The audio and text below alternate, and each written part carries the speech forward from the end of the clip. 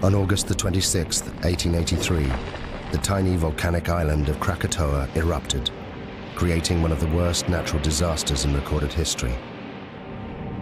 In less than 48 hours, it destroyed hundreds of towns and villages and left more than 36,000 people dead. Had far-reaching effects. 20 million tons of sulfur were released into the atmosphere, causing extraordinary sunsets across the planet and lowering global temperatures well into the 20th century.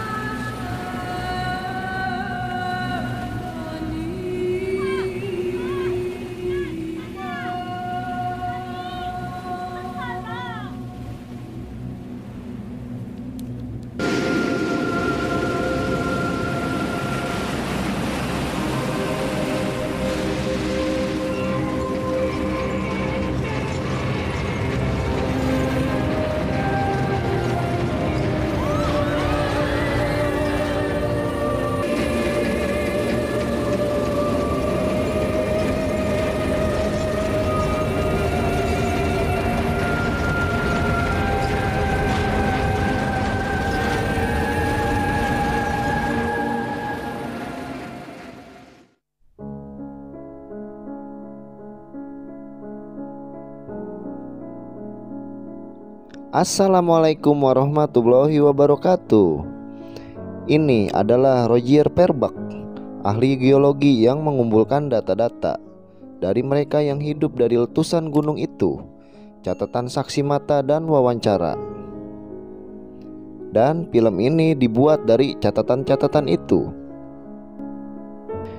Film ini diawali dengan Willem dan Johanna, keluarga Belanda yang tinggal di Katimbang. Dan Willem merupakan pengawas dari Bank Kapas.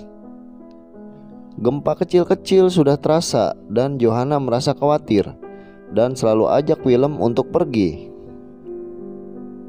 Mei 1883, Roger Verbeek mengunjungi keluarga Squid yang tinggal dan bekerja di mercusuar, pinggir pantai, untuk melihat dan mempelajari Krakatau lebih dekat.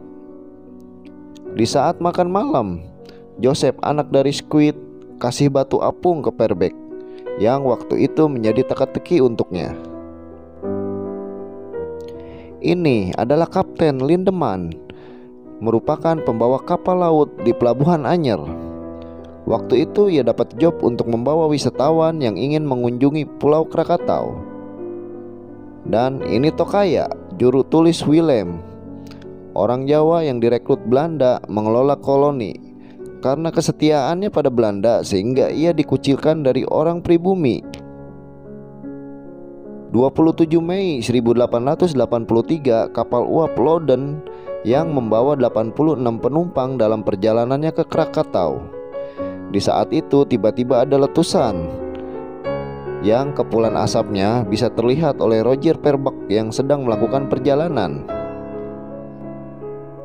Saat di rumah, Roger Verbeek mengukur tinggi asap dari Krakatau dan ia bengong. Tingginya itu sampai 8 km. Dikala itu hewan sudah lebih dahulu memperlihatkan kepekaannya. Ayam petelur tidak mau bertelur.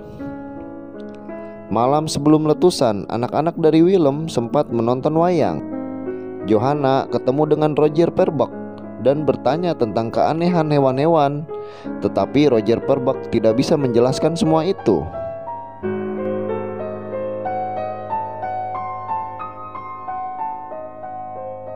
Hari ini, Minggu 26 Agustus, merupakan hari letusan. Suasana tenang di hari itu. Kapten Lindeman membawa pekerja Cina dari Pelabuhan Anyer menuju Teluk Betung. Ada dari mereka yang protes tentang para pekerja Cina itu. Kenapa dinaikkan di kapal? What is the meaning of loading the ship with coolies? I don't care if they're for the King of Holland. They stink. They're for control of bearing. Captain Lindeman. The coolies. They bother you? They stink. You ever thought what we smell like to them, huh? Maybe they're right. Right about what? Corpses. Pas di saat Willem dan Johanna hadiri peresmian pasar, Krakatau meletus seperti sebuah senapan yang suaranya buat bising telinga. It hurts my ears.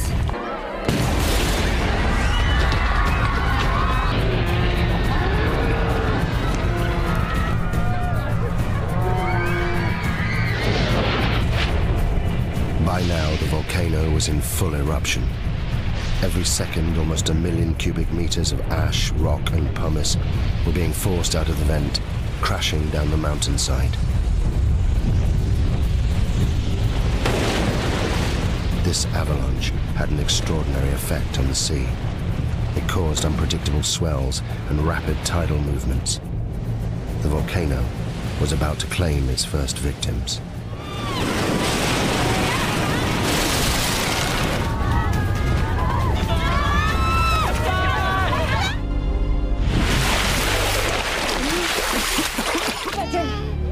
What's we doing, Mama? Hide! Hide! I said get in the car!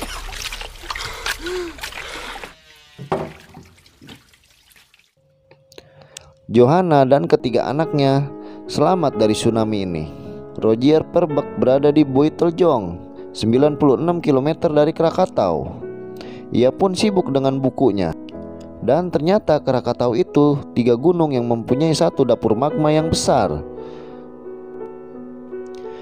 Kurang dari 1 jam, tumpahan abu sudah setinggi 48 km melebar ke segala arah. Yang paling dekat dari Krakatau adalah kapal uap Loden yang membawa para pekerja Cina dari pelabuhan Anyer. Keluarga Willem dan penduduk memutuskan untuk pergi ke perkebunan di bukit yang memakan waktu 5 jam perjalanan darat. Abu semakin pekat menghujangi kapal Loden.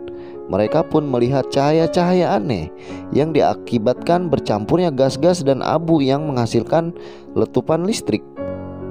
Rogier Perbak terus mencari tahu tentang Krakatau dari buku-buku Jepang kuno dan kitab-kitab Raja Jawa. If I'm right and history is repeating itself, then an eruption of this magnitude will generate a wave that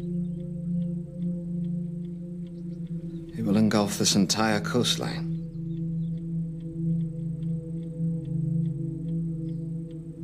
May God have mercy on their souls. Di kapal, Kapten Lindeman sangat sibuk membuang abu-abu itu agar kapal tidak tenggelam. Dan sang kapten memerintahkan para wisatawan untuk turun ke bawah bareng dengan para pekerja Cina. Dan mereka semua pun akhirnya turun. Masih dalam perjalanan menuju bukit, Willem berterima kasih kepada Tokaya, sedang Tokaya meninggalkan anak istrinya. Di laut, kapal Loden sudah 12 jam berlayar. Di dek kapal, para bangsawan dan para kuli meminum di baskom yang sama.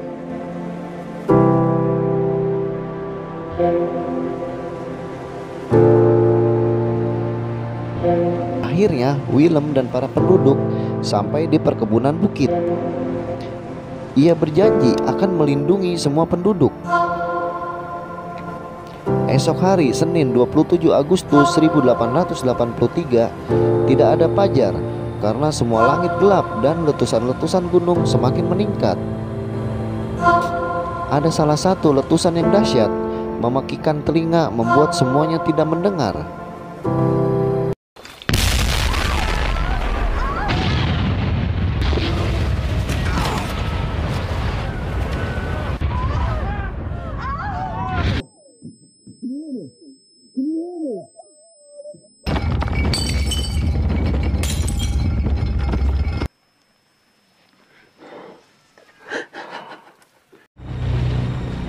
After 20 hours of constant eruption, with nothing to support it, the volcano began to collapse. The magma chamber of Krakatoa was empty. The resulting blast was so great, it was heard 3,000 miles away in Australia. The loudest noise in recorded history. Millions of tons of ash and pumice poured into the ocean, triggering a tsunami more destructive than anything that had come before. Kapten Lindeman mengubah arah kapal menuju ke Krakatau. Ia tahu akan ada ombak besar yang akan datang. Dengan apa yang ia tahu, Kapten Lindemann mengambil keputusan yang kontroversial di benaknya agar semua nyawa selamat di kapal itu. Kemudian sang kapten meminta 2 jangkar untuk diturunkan. Ia pun meminta diikatkan di kemudi. Sang kapten pun menyuruh semua anak buahnya untuk masuk ke bawah. Salah satu dari anak buahnya ingin tetap di sana. Disuruhlah oleh kapten agar badannya diikatkan dengan tali. Dan akhirnya kapal Loudon menabrak ombak tinggi.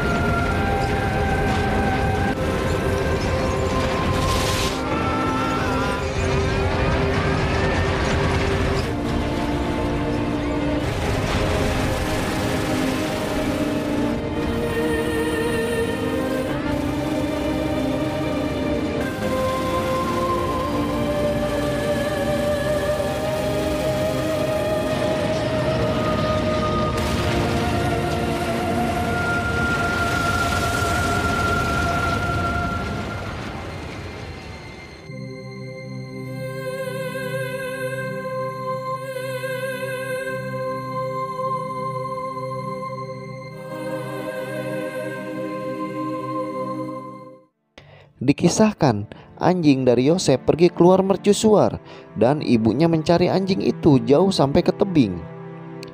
Sedang sang ayah dan Yosef tetap di mercusuar. Secara mengejutkan, tsunami menghantam mercusuar.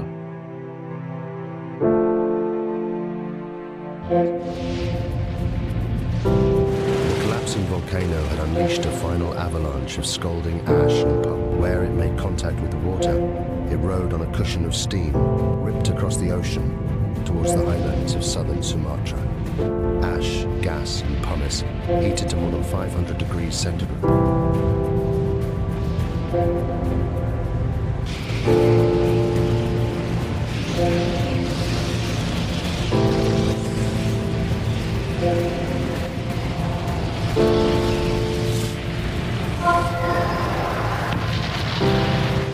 Asap panas itu berkecepatan tinggi, menghantam semua yang dilewatinya. Semua gosong, baik itu manusia, hewan, pohon-pohon. Suasana gelap dan mencekam. Johanna menyebut semua ini bagian dari neraka.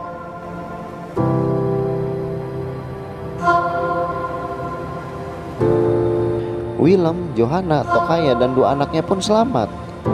Dari 3.000 penduduk yang lari ke dataran tinggi, lebih dari 1.000 orang tewas dan yang hidup mengalami luka bakar yang parah. Dikisahkan di kapal Loudon semua orang selamat dan Kapten Lindemann dihadiahi salib emas dari penguasa Belanda atas keberaniannya. Dan buku lognya memberi pengertian berharga atas letusan Krakatau. Di akhir film ini menceritakan letusan itu menghancurkan 160 desa di pantai, menewaskan lebih dari 36.000 orang tewas, dan ada laporan mayat serta batu apung yang terdampar di pantai Afrika setahun kemudian. Dan penguasa Belanda memesan 250.000 galon bensin untuk dipakai membakar mayat. Willem masih bekerja selama 13 tahun sebelum ia pensiun kembali ke Belanda. Dan catatan Johanna tentang letusan Krakatau disebarkan ke seluruh dunia. Sedang buku karya Roger Verbeek tentang Krakatau menjadi dasar dari vulkanologi modern yang memberi ilmuwan catatan rinci saksi mata dari seluruh siklus letusan untuk pertama kali dalam sejarah. Dan film ini pun selesai. Terima kasih. Wassalamualaikum warahmatullahi wabarakatuh. But in 1927, from 300 meters below the Sunda, as Verbeek predicted in his writings, a new volcano had erupted again. Indonesians called this volcano Anak Krakatoa. Today, millions of people live within sight of it. and it's still growing.